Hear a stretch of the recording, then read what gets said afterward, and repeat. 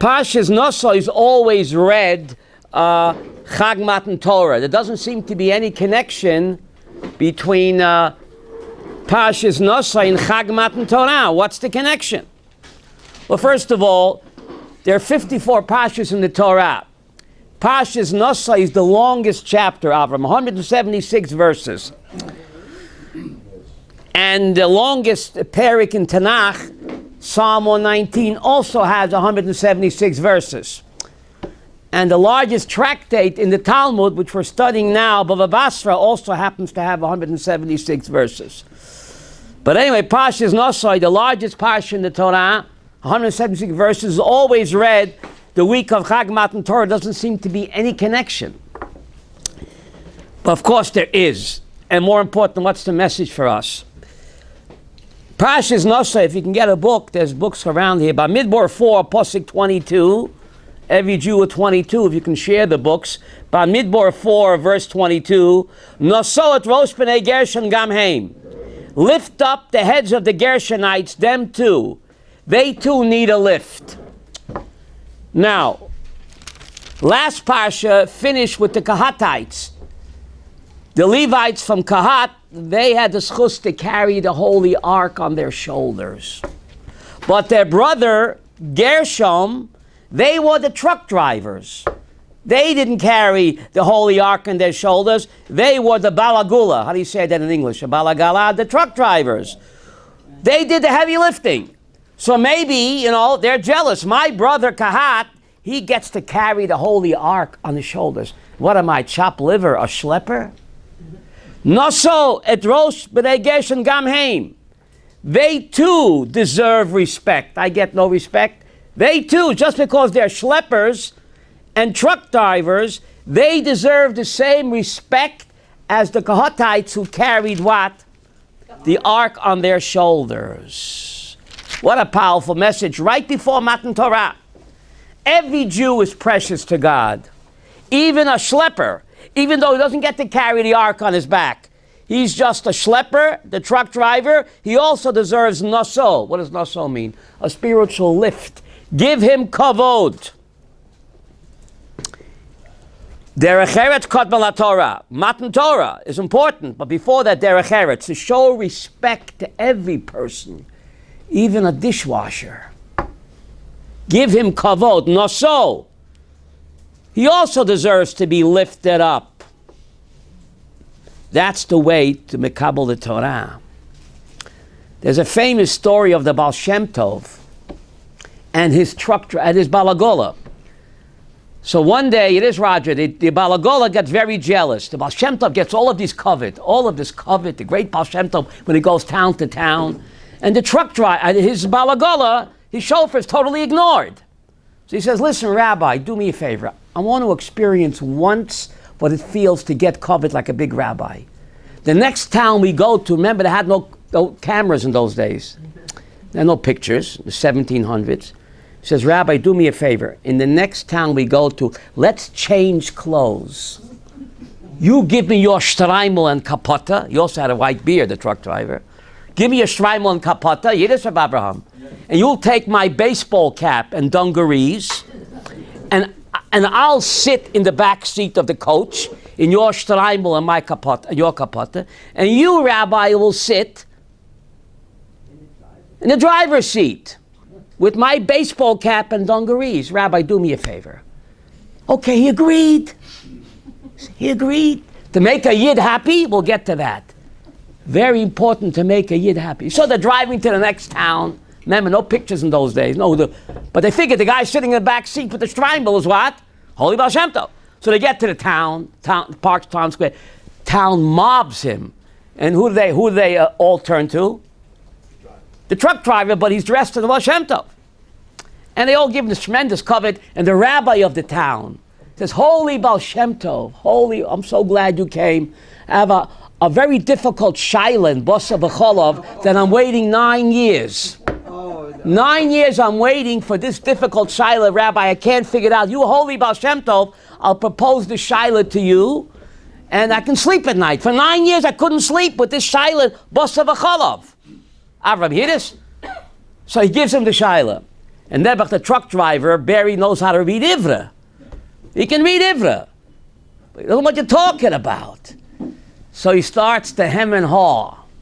And he says, this shaila is so simple, even my balagola can answer you. Don't you get it? Yeah. So simple. Ask my balagula. And the Baal Shem Tov gave him the answer and didn't give him up. To give cover to every person. This is the message of Matan Torah. The great of Arya Levine had a Jewish garbage collector that collected garbage in the street. And he said, Reb Yid, I envy you. He says, Rabbi, you envy me. You're the biggest tzaddik in the world, and I'm just a garbage collector. How could you? You're making fun of me? How could you envy me? He says, Chas v'sholom, Reb Yid. What would Moshe Rabbeinu give to be in your shoes? To sweep the streets of God's holy palace. Moshe didn't have that schus. And you, Reb Yid, have that schus. I envy you. And Roger, the rabbi, meant it. Not everybody could be a Rosh Hashiva. Not everybody has to be a great rabbi. Even a garbage collector can be holy. Because no one can do it my way. That's the message. The message is that all the Jewish people, unity but not uniformity. See the fingers of your hand? How come all fingers, how come they're all different size? You ever wonder, couldn't God make all the fingers the same size, Sarah? Why are all fingers a different size? Each one has his own job. Beautiful. But when you close your hand, they're all equal. Kawinky dinky? No kawinky dinky. When you make a fist, united we stand, divided we fall. So we're all different. 5 fingers all different. But when we unite and close our fist, no one can withstand us. Not Abu Mamzer, UNESCO. United. Unity, but not uniformity. Very important. Did you call that a digital answer? Ooh. Now, if you get to Bamidbar 5, Pasuk 10, it's, if you're able to look in, it's important. Or have a neighbor look in, or you can trust me. Bamidbar 5, Pasuk 10. Is there a way to take it with you? Now, Jack Benny said, if I can't take it with me, I ain't going. But he went anyway. But Bamidbar 5, Sarah, Pasuk 10, says there is a way to take it with you. Bamidbar 5, Pasuk 10. It says, Ish has lo yu, a person's holy gifts belong to him. Ish she'iten lekohen lo yeh. When you give your holy gifts to the Kohen, to the rabbi, to the person that needs it, lo yeh, that belongs to him. If I give away my gifts to the Kohen and the rabbi, what do you mean belongs to me? Confusing pasuk. Bamidbar 5:10. The person that gives his gifts to the Kohen and to the poor person, lo yeh, that belongs to him. But if I gave it away, how could the Torah say it belongs to me? Rav Avram, difficult verse, Bamidbar 5:10. What's the answer? The answer is, what I have in the bank, that doesn't belong to me. Because after 120, what happens? The kids go to the lawyer's office and fight over the assets. But what you give to the Kohen, what you give to the rabbi, lo yeh, that you take with you. What you give away, that's what you take with you. The olam haba, your tzedakah, to Kohen, to the rabbi, to the ani, lo yeh. What you give away, that belongs to you. But what you have in the bank, that ain't yours. Either the taxman will get it, or the kids will hire lawyers to fight with each other. Rabbi Wein is a smart man. He says, listen to me, die poor.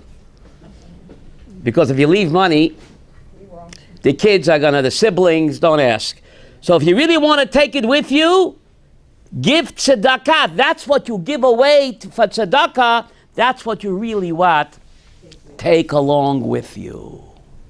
Now, I haven't found the connection yet, or maybe I did, between this parsha that is always read on Chag Matan Torah. So there's a strong connection. Remember, yesterday was the marriage of God and the Jewish people. Mazel tov. So much so that, David, that the Sfardim read a ketubah. Before Aser Sadibrois, the Sfardim actually read a ketubah. The marriage of God and the Jewish people. God is the husband, Kavyochel, we are the Kala. Where do you see that in this parsha? Bamidbar 5, Pasuk 10. Bamidbar 5, Pasuk 12. Slicha. Bamidbar 5:12. This is the parsha of Runaround Sue, the parsha of the Sota woman. Bamidbar 5:12. Speak to the Jewish people and say to them, Ish, Ish, a husband, Kisiste Ishto, his wife will betray him. So Rashi says, Ish, Ish, a husband, whose wife will betray him. Rashi says, last time I checked, a woman only has one husband at a time. So how come it says in Bamidbar 5 verse 12, Ish, Ish, a husband, whose wife will betray him? Says Rashi, Ish, Ish, to teach you, if a woman commits adultery, she betrays two husbands. Ish mochamo shalmala, the isha momata. She betrays her heavenly husband and her earthly husband. Who says three is a crowd? Fits in with Chag Matan Torah. God became our husband yesterday. So the parsha that's always read during Chag Matan Torah, the parsha of Sotah. So even though the earthly husband doesn't mind, maybe he's a pervert, and he doesn't mind, but the heavenly husband sure does mind. I'll tie in, Avram, you're not writing this down. I'll tie into Chag Matan Torah. Therefore it says, Ish, Ish, a husband, whose wife will betray him. And therefore the Talmud in Sota says, Ish, the word husband has a yud. Isha, wife, has a hey. Yud, hey. In every marriage, the Shechina b'neihem. There's a third partner in this marriage. Three's a crowd, not always. If you take away the yud and the hey, what are you left with? Eish. Wow. Pretty amazing. Eish, right? Now, Rashi wonders, the parsha of giving your gifts to the Kohen that he deserves is written right next door to the parsha of Runaround Sue. What's the connection? Give the Kohen what's due to him. And oh, by the way, if your wife is a Sota lo yaleinu, you have to take her to the Kohen. What does A got to do with B? Two parshas, Roger, next door, have to be connected. Says Rashi, make sure you don't stiff the Kohen. Give him what's due to him. Because if you don't give the Kohen what's due to him, you're going to need the Kohen to bring your wife up to the Beis HaMikdash for the Sota test, lo yaleinu. Mida keneged mida. Give the Kohen what's coming to him, his priestly gift. You want to be parsimonious, stiff the Kohen, then Nebuch, you're going to have a runaround Sue, and you'll have to bring your tzatzkala to the Kohen. Now, what does A got to do with B, Alfie? Let's think. If a person is selfish and thinks only about himself, why should I give the Kohen anything? What, is he crippled? Let him work. Person doesn't want to give what's due to the Kohen, matas kahuna. That means he's selfish and self-centered. If he acts like that with the Kohen, perhaps he also acts like that with the Bible. Selfish-centered person only thinks about himself, doesn't want to share his gifts with the Kohen. Perhaps he doesn't want to share with his wife either. He's selfish at home. And maybe she'll go looking for love in all the wrong places. So be a mensch. Don't be selfish. And this way your wife won't go looking for love in all the wrong places. Avram, you see the connection? Very interesting. Now, very interesting. And the Talmud takes it a step further, Chaim Tzvi. Talmud says, Midah keneged midah. If you withhold your gifts from the Kohen, that person will become poor. You're depriving the Kohen of what's due to him, the gifts that you have to give him, then God will deprive you and you will become poor. I think it's called Midah keneged midah. Where is this written? What's the verse? It's written in Tractate Sotah. Okay. In Tractate Sotah, in Bamidbar 5, Pasuk 10. So if you don't give the Kohen what's due to him, then that person, you try to be a stiff, you want to stiff the Kohen, God will stiff you. And you will lose your money. Rabbi, what do we have to give the Kohen in this day and age? Well, today, the Kohen is the rabbi, the poor person. Today, we don't have the Kohen because there's no Beis HaMikdash. So instead, you give 10% of your assets to the poor person or the rabbi. That's the place of the Kohen. Up to 20. Right? Between 10 and 20. Not less than 10. Do a private Kohen. But today, we don't have the, if he's poor. But we don't have the agricultural gifts. Today, this mitzvah is expanded to a poor Kohen or any poor person. Okay? Between 10 and 20%. So what's the midah keneged midah? So if you stiff the Kohen or the poor person, then God will stiff you. So all of a sudden, the person will be losing his possessions. And the wife will scratch her head, Sarah. My hubby was very wealthy. Where's all the money going to? Perhaps he has a love nest on the side. A penthouse on Park Avenue with a mistress. And that's where all his funds are going. What's happening to all his money? Two can play this game. If he has a mistress, maybe I'll get a mister. Do you see the connection? Two can play this game. So he takes the tzatzkala up to the Beis HaMikdash, no less. And they give her trial by ordeal. This is the only case in Judaism where you have trial by ordeal, Rab Chanoch. You give it to drink Mayim Kedoshim. Bamidbar 5, Pasuk 17. Bamidbar 5, 17. Well, she was just 17. You give it to drink holy water from the wash basin. And you mix with the Mayim Kedoshim some dirt from the floor of the temple. Who are you calling a dirt bag? What's it called? Like holy water mixed with dirt. It's not voodoo. Roger, what's the message? What's the message? Either you're holy or you're dirt. Dirt represents earthly passion. We all have earthly passion. But earthly passion can be channeled and elevated through the Mayim of Torah. We know Tractate Tainus, page 7 says that water is a symbol of what? Torah. Just like the body can't live without water, the godly soul can't live without. There's a lot of walking zombies out there. You ain't kidding. A lot of walking zombies. So Avram, yes, this woman had earthly passion. We all do. But you can channel and elevate it through the Mayim of Torah. So the Sota ceremony is done dafke in the Beis HaMikdash. Very strange. In the Holy Temple, that's where you do the Sota ceremony. And you take the water from the Kior. What's going on over here?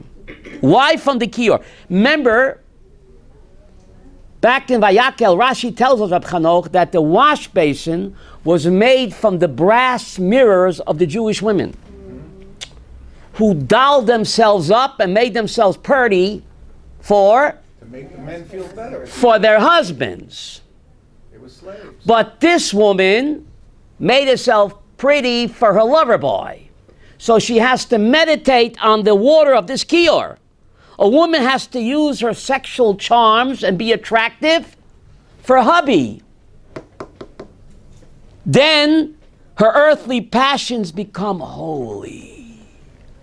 But if she uses her charms to attract other men, then the earthly passions will bury her.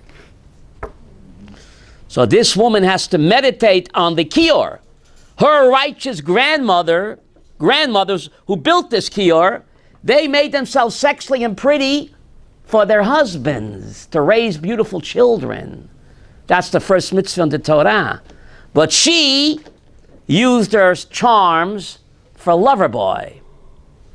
So she has to study the parsha of the kior, the wash basin.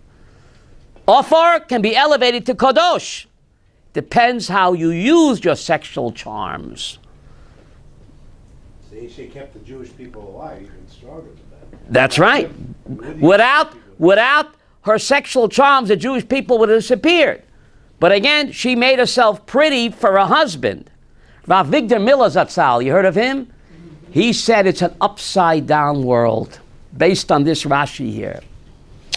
When the husband comes home from work after a rough day, the wife greets him in a dowdy house coat with cold cream on her face and the rollers in her hair.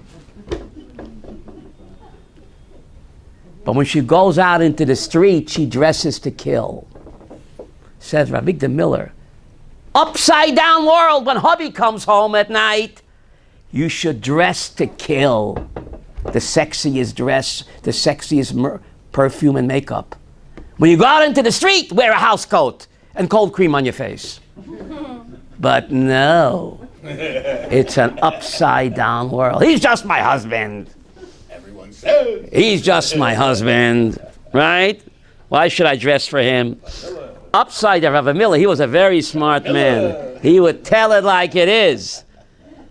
So a Jewish wife who's smart, when hubby comes home, she should greet him at the door. That's right, all dolled up. In a negligee, yeah. He looks like a slum? You look like a schlub. You worked all day. Roger, you asked the $64 question. I'm glad you came today. My great Rebbe Rapam Zatzal, he had a lot of people, a lot of shalom bayis problems. Yeah. The wife says, my husband, I thought I'm marrying somebody. He's a shmata, he's a nobody, he's a nothing. You know what the Rapam would say? If you treat him that way, why shouldn't he be a shmata? But if you give him kavod and you compliment him, oh, you're such a good-looking fellow if you wear this shirt and that shirt, and if you tuck in your shirt, if you compliment him, he will become what you want. But if you're constantly putting him down, why shouldn't he be a shmata? If you make him feel special, Roger, my great Rebbe, my palms, that's all. If you make your spouse feel special, he will become or she will become special. A word compliment, praise. We're constantly putting each other down, then why shouldn't I be a shmata? In this case, a compliment is a supplement. That's right. Powerful message. Just amazing. Rashi in Parshas Vayera. The Malachim come to Abraham. They ask, where is Sarah, your wife? Right? So Abraham said she's in the tent. Right? So I need to know what Abraham said to the Malachim 31 years ago. Torah is GPS, God's personal system. What's the message of this Rashi? Abraham and Sarah, they married 90 years. The Malachim saying, did you compliment Sarah today? Did you praise her qualities, her good looks, her midot? Gee, but I'm married 90 years. Gee. The Malachim came. If it's only for Abraham, it wouldn't be in the Torah, Roger. No matter how long you're married, don't take each other for granted, Avi. Hubby and wife must compliment and praise each other day by day. That keeps the marriage vibrant and alive. Powerful message. Easy to criticize, right? But to compliment, right? You treat your spouse special, she will become special. The great Rabbi Palm. People love to be complimented. It makes them feel good, and that they will live up to the expectations. Otherwise, they won't get the compliment. David, it's so true. It's so true. It's so true and so powerful. Now we get to the Parsha of the Nazir. The Nazir. Now, why should I learn about the Nazir today? We ain't got no Nazir today. The Nazir, is he a saint? Oh, Sarah had a question. I didn't forget. No. Sarah had a question. Fire away. What? I don't remember the Gematria Musa. Isha Gematria. Now, Sarah asked the bomb kasha from Bombland. Oh, Sarah's cooking with gas. Abraham? She got me on my toes. Isha, wife, is Gematria Musar. Who's good in Gematria here? You can trust me. Isha Gematria Musar. Because the job of a wife is to rebuke her husband. Didn't Sarah just contradict me? No. Because Isha Gematria Musar, and Isha is also Gematria Devash. A wife has to rebuke hubby, but she has to do it in a honey sweet way. And she can't give rebuke in a Devash honey way, forget about it. Isha Gematria Musar. Masha, you with me on this? The job of a wife is to give Musar to her husband, but the same Gematria is Devash. If the wife cannot rebuke her husband in a sweet honey way, forget about it. Counterproductive, Sarah. I'm glad you're keeping me on my toes. Keep it coming. Keep it coming. Keneging, right? In the marriage. Eza Kenegdo. Asa Kenegdo. A helper to be against him. Right. Does that make any sense? Yes. A helper to be against him. It's a complete paradigm. It makes perfect sense. Because only a wife can help her husband by being against him. Because only a wife can point out his character flaws and defects. He can't see it himself. And his friends can't tell him. But the Eza Kenegdoi, a wife helps a husband by being against him, by lovingly, Sarah, lovingly pointing out his character faults. That's how she helps him by being against him. But if she doesn't do it in a lovey-dovey, sweet way, it's counterproductive. Where's Ruthie? Got to give her this message. Moving on up. Everything is the Torah. Marriage count, everything, Avraham. Ha-fochba, va-fochba, the kulaba. Even baseball. The kulaba. A guy wrote a book, Baseball and Torah. Yeah. How the whole strategy of baseball is based on Talmudic pilpul. That's right. It's just incredible. That's right. Baseball, in the beginning. God's a baseball fan. In the big inning. If you stay within the halacha, it's fair. Reminds me of a story. On the other side These of two chavrusas, they've been chavrusa 69 years. But besides learning Torah, they love baseball. Your pitch. Torah, but baseball. So one feels his end is near. So he says, Chaim, when you die, you go to heaven, you have to tell me, is there baseball in heaven? You know, we live for baseball. We learn Torah, but we love baseball. We wouldn't miss one Yankee game. So Chaim, when you die, you have to come back and tell me, is there baseball in heaven? Chaim dies, and after 3 days, he comes to Yankel in a dream. Yankel says, Chaim, you kept your word. Tell me. So Chaim says, listen, I have good news, Yankel, and bad news. What do you want to hear first? So the good news is, there is baseball in heaven. So he says, Chaim, what's the bad news? You're pitching next. Now pitching for the New York Yankees. Bad news, you're pitching next. Alf, you love baseball, right? Now pitching for the Yankees. They call his number. Infinite hope. Yeah. In any other sport, you can be down 100 points with a minute to go and you can't win. Right. But in baseball, you can be down 100 runs. It can go on for on. It's endless. 2 outs, 2 strikes. 29 innings to Avram, on and on. Right? It goes on and on. Right? So as far as you can hit the ball as far as you want, as long as you stay in the halacha. Nachon, that's right. The halacha, the boundaries. Right. The boundaries, right? Discipline. I do a whole drive. Now, is the Nazir a saint or a sinner? Sinner. No, he's both. I think he's a holy sinner. Holy cow. Because there's a contradiction. Rabbi Abraham, if you go to Bamidbar 6, Pasuk 8, it calls the Nazir Kadosh Lashem. Bamidbar 6, Pasuk 8, he's Kadosh. The Nazir is called holy. In Bamidbar 6, Pasuk 11, he has to bring a sin offering because he sinned against his soul. That's right. So Rashi says, why did he bring a sin offering? Whose soul did he sin against? Himself. Mm-hmm.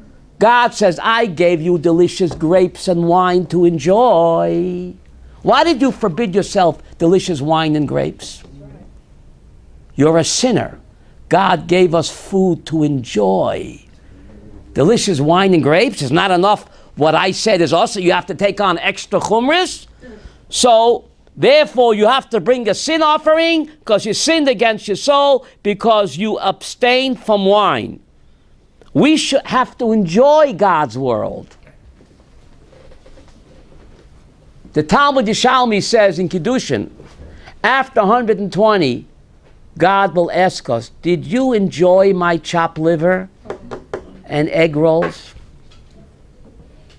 I gave you such delicious food for you, my dear child. Why didn't you take advantage of it? So I'm confused. In Bamidbar 6, Pasuk 8, he's called Kadosh. But Kadosh is also Holy. called Kadosh. Well, no. Kodesh. Right. Holy. Oh, okay. In 11, he's called a sinner. He brings a sin offering. I'm mixed up. To make the problem even more difficult, the Rambam in Moreh Nevuchim says that a person who becomes a Nazir is holy like a high priest. Just like a high priest cannot come in contact with not even his own dead mother, so is a Nazir. So in Moreh Nevuchim, Rabbi Abraham, the Rambam says that the Nazir has the Kedusha, not of a regular Kohen, the big Kohana. In Hilchas Deus, the Rambam says that he's a Choteh. Sinner. Rambam, I'm all mixed up. You're mixing me up. In Moreh Nevuchim, you call a Nazir Kadosh, like by Midbar 6, verse 8. In Hilchas Deis, you call a Nazir a sinner, by Midbar 6, verse 11. What's going on? What's going on? You sin because you took an oath. And you're not supposed to take oath. Well, he kept an oath. No, there's no sin. If you keep the oath, there's no sin. The sin is when you break the oath. We abstain from taking oaths because, we're fearful. But there's no issur to take an oath. The issur is to break your oath. He didn't break his oath. He kept his oath. And yet he's called a sinner and brings a sin offering. And yet in Pasuk 8 you call him Kadosh. So the same contradiction is contained in the Rambam. So what's the answer?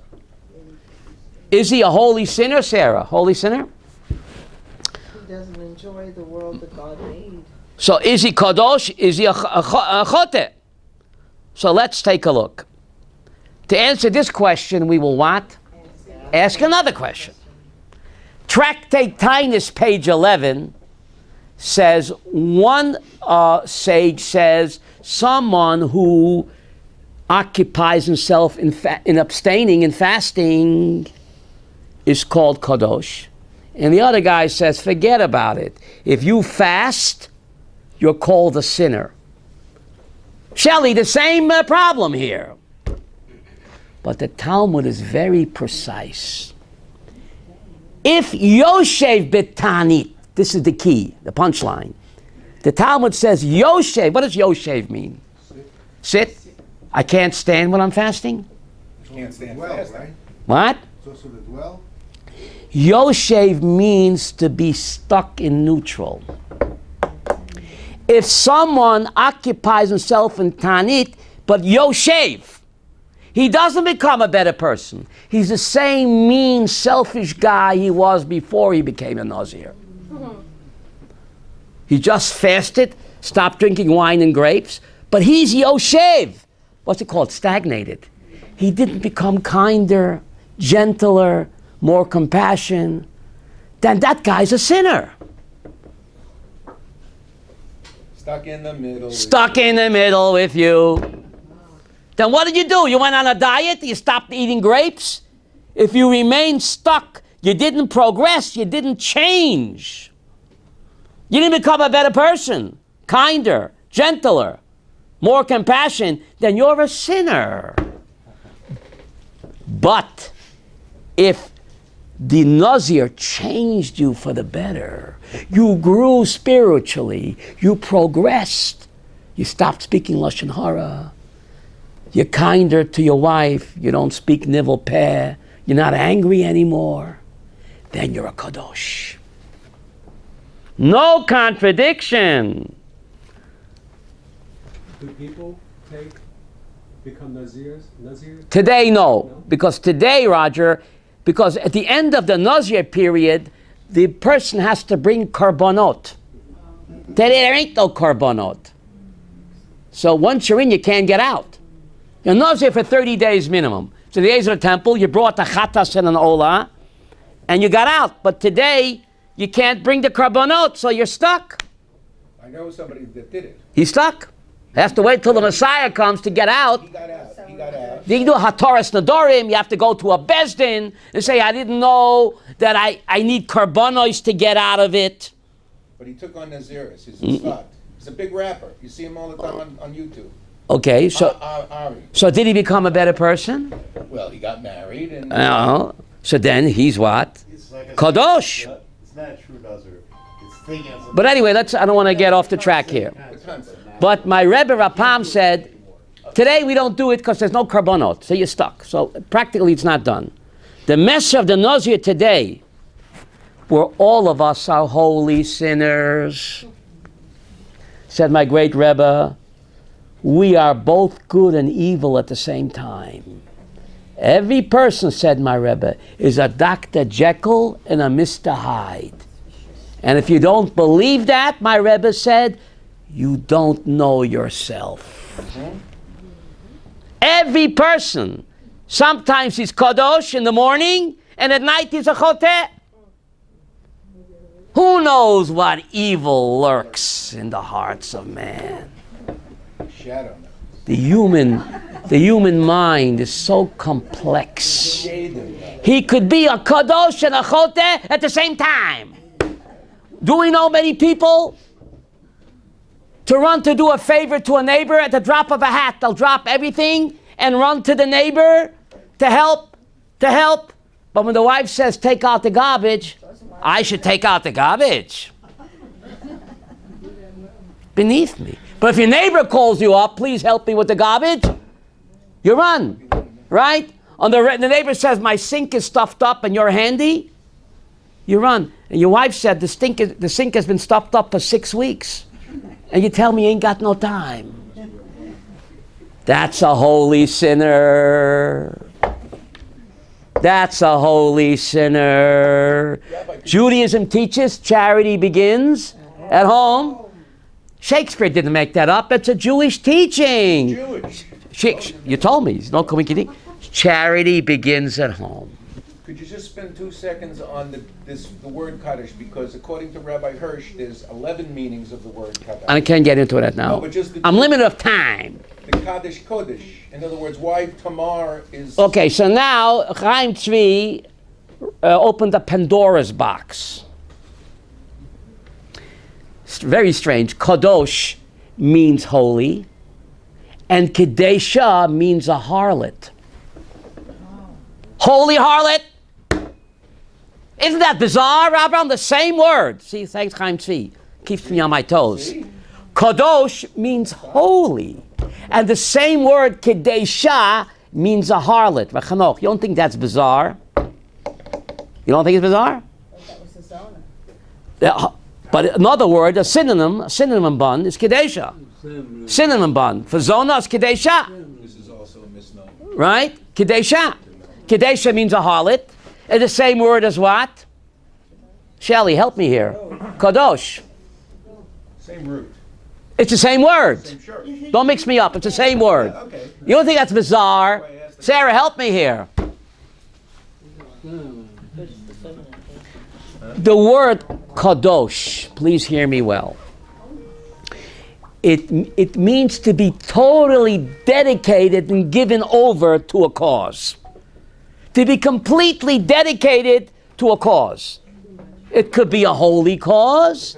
It could be an unholy cause. Ma? That's one of 11. Kodesh hafrishet atzmo. To separate and to dedicate yourself to a certain cause. The cause could be kedusha, and the cause could be evil.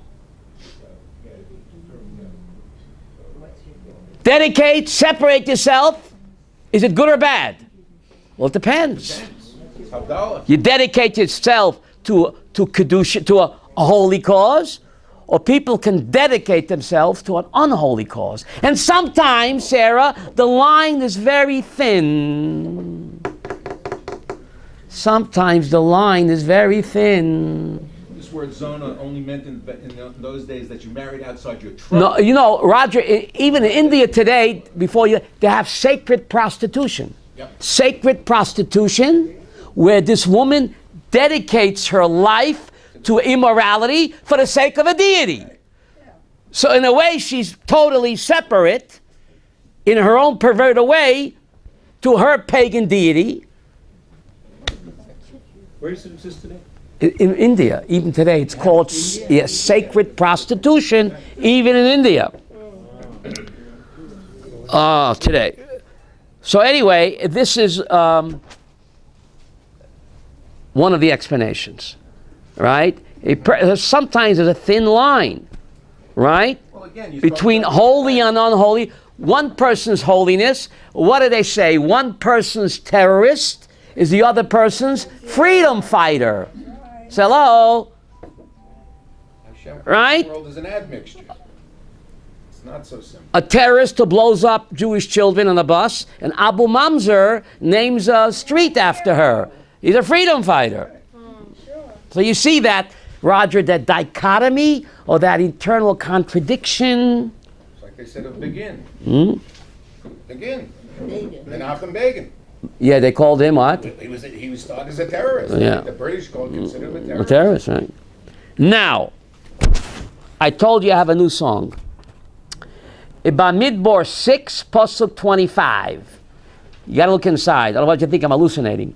Bamidbar 6, Pasuk 25. This is the Birchat Kohanim. Abavram, yesh lecha.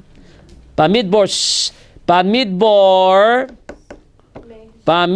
6, Pasuk 25. Can you read that, Elisheva? Yes, it says, may Hashem eliminate his countenance for you. No, may God shine his face on you. I'm a text man. Anybody else have an English there, Yehuda? Yes. May God shine his face on you. May God light his face onto you. You light up my life. You give me hope to light up my life. I had to get that in. By Midbar 6:25 says God shows you an illuminating face. Yor Hashem panav elecha. Rashi says, Yara lecha panim sachakot. God shows you a happy face. Rashi says, put on a happy face. By Midbar 6:25, Yara lecha panim sachakot. God shows you a happy, smiley face. What's the message? Says my great Rebbe, Rabbi Abraham.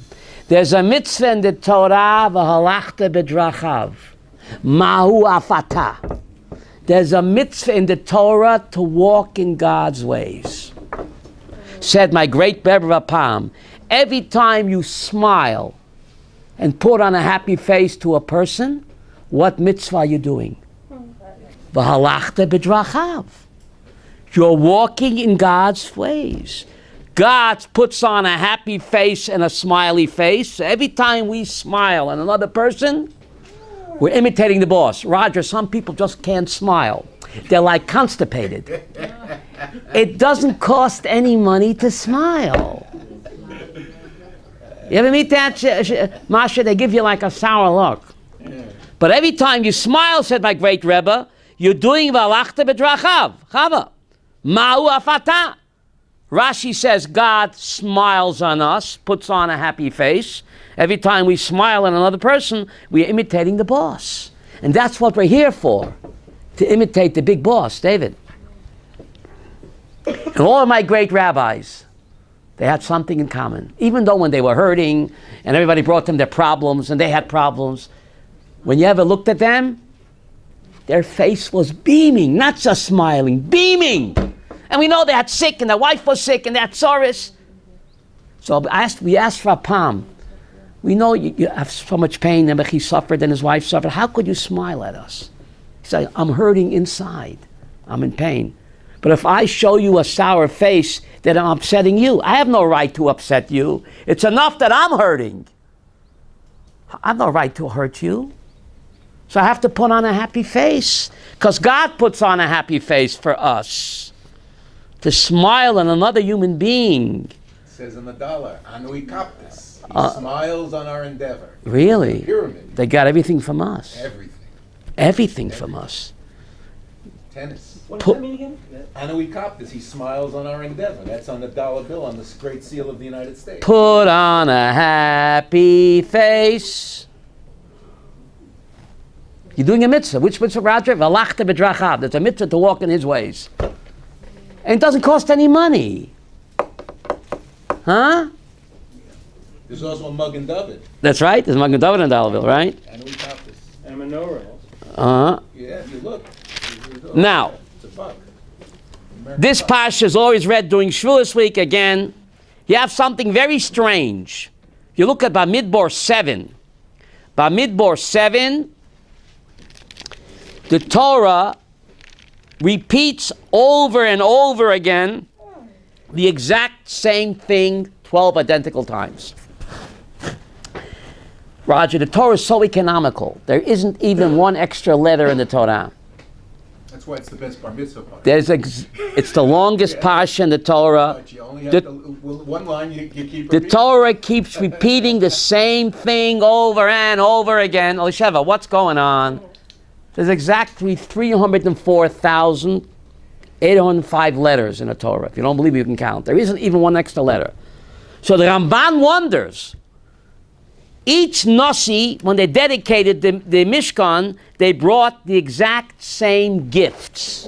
So right that what? Nachshon, the first guy, brought all of these karbanos, and the other 11 guys, ditto. Ditto. Why repeat the same karbanot and the gifts of each of the 12 tribes? Just write Nachshon, and the other guys brought the exact same thing. Why was it necessary to spend so many extra psukim? What's the message, says the Nachmanides? And what's the message that's always read, Matan Torah? Torah is important. What comes before Torah? Derech Eretz Kodma LaTorah. To show respect to each and every Jew. You imagine the Torah would write Nachshon's contributions, and the other 11 guys would get a ditto. What am I, David, a chopped liver?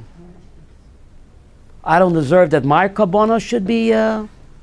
Not to upset the other princes. It paid for the Torah, Masha, to write the exact same karbonot 11, 12 identical times. Not to hurt the feelings of that other person. Avi, Matan Torah, what comes before that?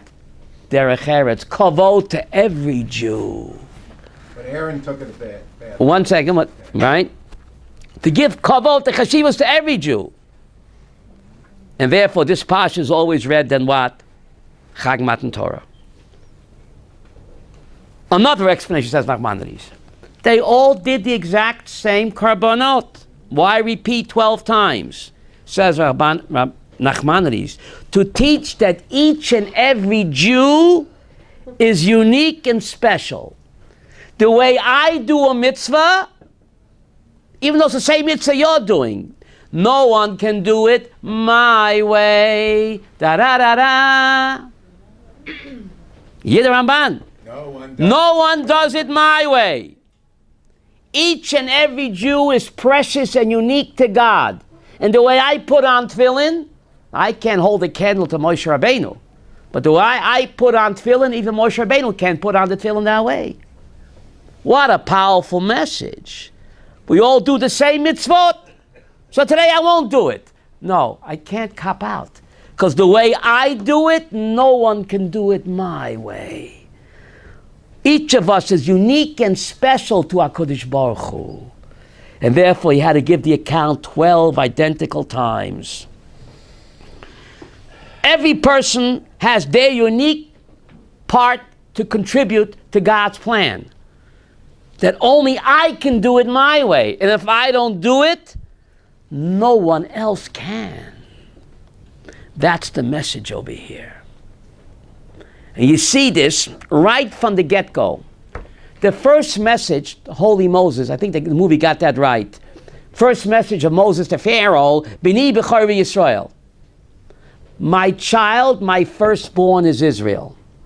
I think the movie got that right. Exodus 4. My child, my firstborn is Israel. Why do you have to add my firstborn for, Roger? My child is Israel. Why did he have to add my firstborn? They can have 19, a family can have 19 children. Baruch Hashem, they have them. But there can only be one firstborn. Can't take that away from me. I'm a firstborn. Every Jew is not just a child to God, Roger, but he's a firstborn. God relates to each one of us as we would be the only one. All of us are Bechor to him. Avi, only one Bechor per family, right? This is the message here of the Nesiim. They all brought the same gifts, but they all had to be mentioned that each Jew is special and unique to God. And if I don't do it, it ain't going to get done. And the picture cannot be complete. God needs every one of us. What a powerful message. The week of what? The week of what? Of Matan Torah. Nobody does it better. No one does it better. Nobody can do it my way. Da-da-da-da. Now, give me a couple more minutes. It's worth it, Sarah. Sarah, it's worth it. A couple more minutes. What did they bring? As offerings, they brought a bull, they brought a ram, and they brought sheep. So Rashi wonders, why didn't they bring a turkey? A turkey has less cholesterol. It's kosher. Why did the princes bring a bull? That's no bull, a bull. They brought a ram, and they brought a sheep. What's wrong with a gazelle? A chicken. I love duck. Red meat. It's kosher. Why dafke these three, says Rashi. The bull that they brought, that's to capture and reflect the Mesiras Nefesh of Avram. Remember, Avram was old and sick after the Brit Milah. The guests came to him. He ran to the barn and he slaughtered the bull to give them roast beef, despite he was so sick and old in Brit Milah. So to capture the Mesirat Nefesh, how do I say that in English? Mesirat Nefesh, Anglit. Self-sacrifice. Abraham, therefore we bring the bull and the cow on the Mizbeach. Ayil, why do we bring a ram, not a chicken? The ram of Isaac. In the schus of Yitzchak Avinu is ready to be the ram of the Akedah, therefore we bring a ram. Sheep, because Yaakov Avinu was a wheeler-dealer with sheep. Now, I don't understand this, Roger. I understand Abraham's sacrifice of the bull. And Yitzchak's sacrifice of the ram. They're ready to give their life for Hashem. So that deserves a korban on the altar. But just because Yaakov was a wheeler-dealer with sheep, how does that stack up? I don't see no Mesiras Nefesh there. He played the commodities market with the sheep. That deserves a korban as holy as the ram of Isaac? I just don't get it. That's where cloning is. Said my Rebbe.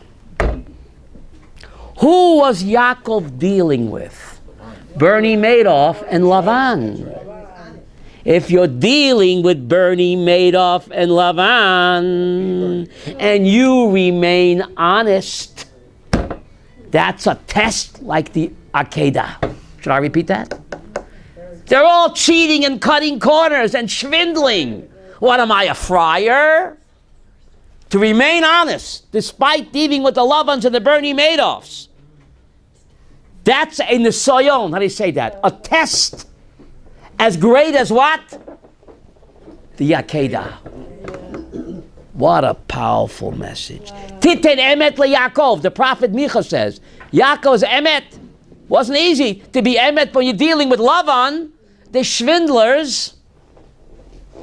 And they're all cutting corners. What am I, a sucker? There's a great temptation to be swept along. And you stand by your principles. That is a nisoyon. How do you say that in English?